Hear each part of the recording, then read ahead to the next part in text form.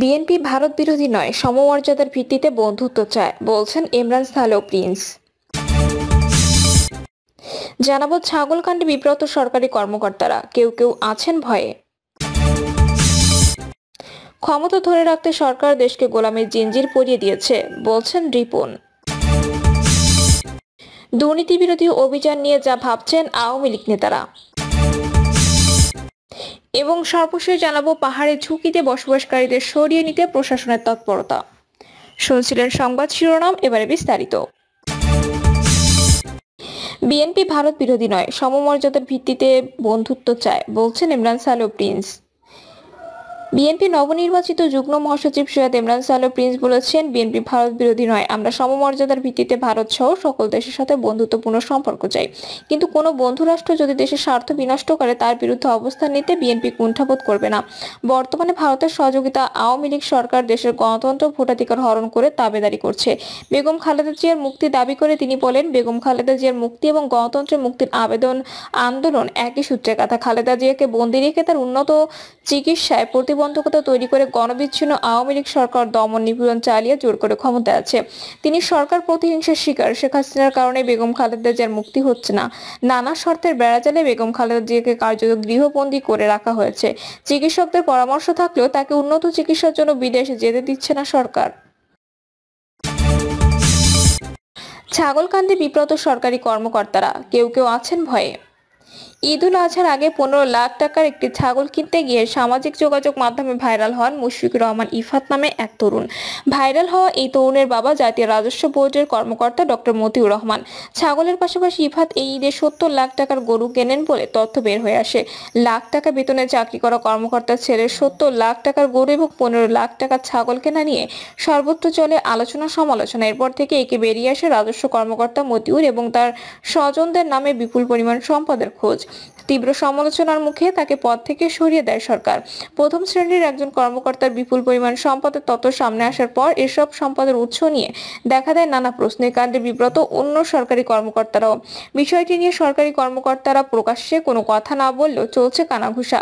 তারা বলছেন, ছাগল কাণ্ডের জন্য সরকারি কর্মকর্তাদের সমাজে বিব্রত হতে হচ্ছে। সরকারের চাকরিজীবীদের নিয়ে জনমনে নেতিবাচক মনোভাব তৈরি হচ্ছে।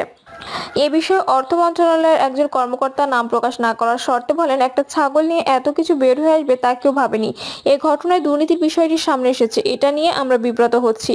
আমাদের আত্মীয় স্বজন আছে, তারা আমাদের নানা প্রশ্ন করছেন। তিনি আরো বলেন, সরকারি চাকরিজীবী সবাই অসৎ নয়, অনেক ভালো এবং সৎ মানুষ আছে, কিন্তু অল্প কিছু অসৎ কর্মকর্তার কারণে আমাদের বদনাম হয়।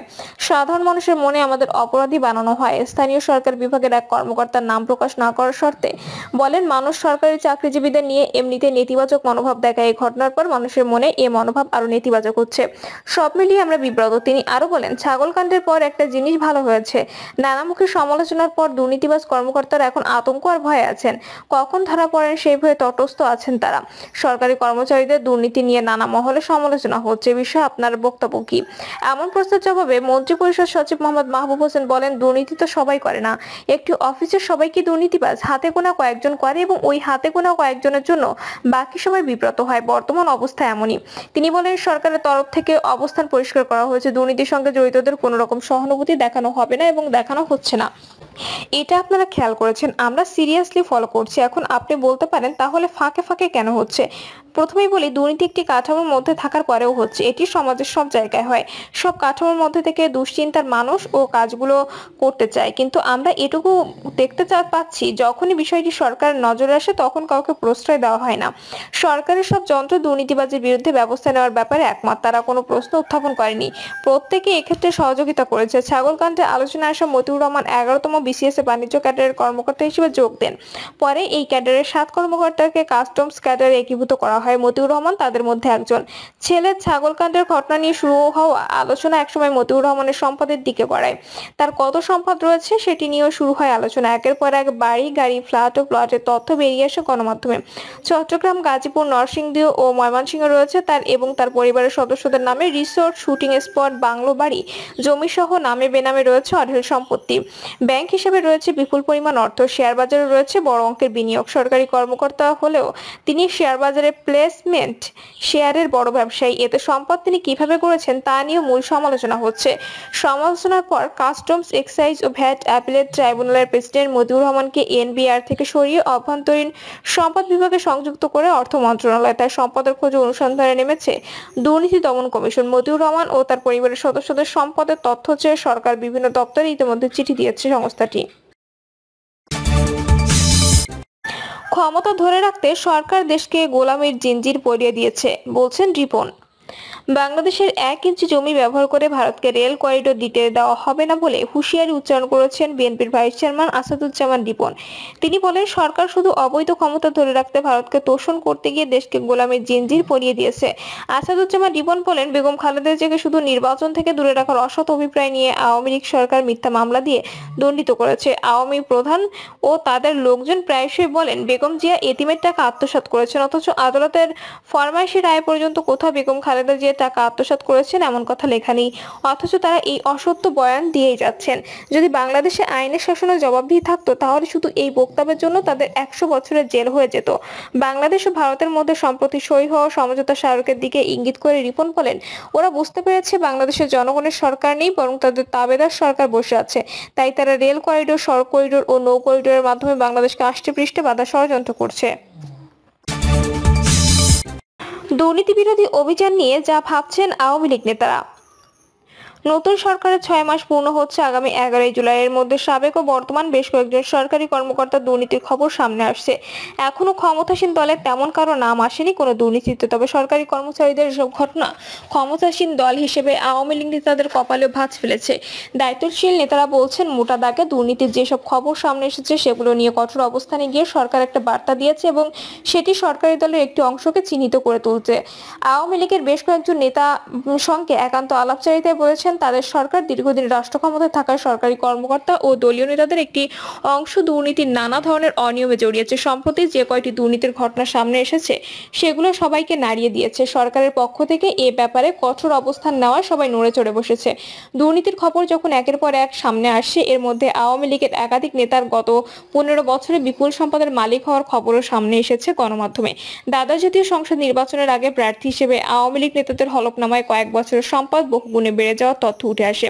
এমনকি উপজেলা নির্বাচনে প্রার্থীদের সম্পদ ও কয়েক বছরের অস্বাভাবিক হারে বেড়ে যাওয়ার তথ্য সামনে আসে। ট্রান্সপারেন্সি ইন্টারন্যাশনাল বাংলাদেশের বিশ্লেষণে গণমাধ্যম বা দুর্নীতি বিরোধী সংস্থাগুলোর তৎপরতা অব্যাহত থাকলে দুর্নীতিতে জড়িত দলীয় ব্যক্তিদের থলের বিড়ালে বেরিয়ে আসতে পারে শঙ্কা অনেকে। দলের নেতারা বলছেন, নতুন সরকারের সামনে দুর্নীতি দমনের বিষয়টি চ্যালেঞ্জ হিসেবে দৃশ্যমান রয়েছে। এটি প্রধানমন্ত্রী শেখ হাসিনা তার বক্তব্যে বারবার বলেছেন। সাবেক সেনাপ্রধান জেনারেল আজিজ আহমেদ ও সাবেক আইজিপি বেনজির আহমেদ ইস্যুতে সরকার তার অবস্থান পরিষ্কার করেছে। জাতীয় রাজস্ব বোর্ডের সাবেক কর্মকর্তা মতিউর রহমান সহ অন্য কর্মকর্তাদের ক্ষেত্রে সরকারের কঠোর অবস্থানের বিষয়টি স্পষ্ট হয়েছে। অনিয়মে জড়িতদের কাউকে ছাড় দেওয়া হবে না, সেটি পরিষ্কার হওয়ায় অপরাধীরা স্বাভাবিকভাবে চিন্তিত রয়েছেন। এ বিষয়ে জানতে চাইলে আওয়ামী লীগের সভাপতিমণ্ডলীর একজন সদস্য বলেন, চলতি বছরের শুরুতে হওয়া দ্বাদশ জাতীয় সংসদ নির্বাচনে অনেক ঘটনা ঘটেছে। তারপরও চ্যালেঞ্জিং এই নির্বাচন করে নিরঙ্কুশ বিজয় নিয়ে সরকার গঠন করেছে আওয়ামী লীগ। এই সরকারের সময় দুর্নীতিতে সম্পৃক্ততার অভিযোগে সাবেক সেনাপ্রধান আজিজ আহমেদের উপর নিষেধাজ্ঞা দেয় মার্কিন যুক্তরাষ্ট্র। এর মাধ্যমে দুর্নীতির বিষয়টি আন্তর্জাতিকভাবে সামনে এসেছে। ফলে দুর্নীতির ক্ষেত্রে কঠোর অবস্থানে যায় সরকার। নাম প্রকাশে অনিচ্ছুক আওয়ামী লীগের সভাপতিমণ্ডলীর আরেকজন সদস্য বলেন, সম্প্রতি যেসব দুর্নীতির ঘটনা সামনে এসেছে সেগুলোর বেলায় সরকারের কঠোর অবস্থানের বিষয়টি একেবারে পরিষ্কার। এর মাধ্যমে আগামীতেও দুর্নীতি সহ নানা অনিয়মের ক্ষেত্রে সরকারের অবস্থান অপরিবর্তিত থাকবে এবং দুর্নীতি দমন কমিশন ও আইনের মুখোমুখি হতে হবে, সেটিও এখন স্পষ্ট। সে কারণে আওয়ামী লীগের নানা অনিয়ম করেছেন, অবৈধ সম্পদ অর্জন করেছেন, তারা তো চিন্তিত হবেই, তারাও ছাড় পাবে না, সেটি পরিষ্কার। একের পর এক সাবেক ও বর্তমান সরকারি কর্মকর্তা দুর্নীতির ঘটনা সামনে আসার বিষয়টি কিভাবে দেখছেন জানতে চাইলে কোনো মন্তব্য করতে রাজি হননি আওয়ামী লীগের সভাপতিমণ্ডলীর সদস্য ও সাবেক আইন প্রতিমন্ত্রী কামরুল ইসলাম। তিনি বলেন, এই প্রশ্নের উত্তর আমি কিভাবে দেই, এটা নিয়ে কোনো মন্তব্য করব না। কর্মকর্তাদের দুর্নীতি নিয়ে সংসদে বক্তৃতা দিয়েছি, সেটি আমার উত্তর। আর আওয়ামী লীগ নেতাদের দুর্নীতির কোনো খবর আমার জানা নেই।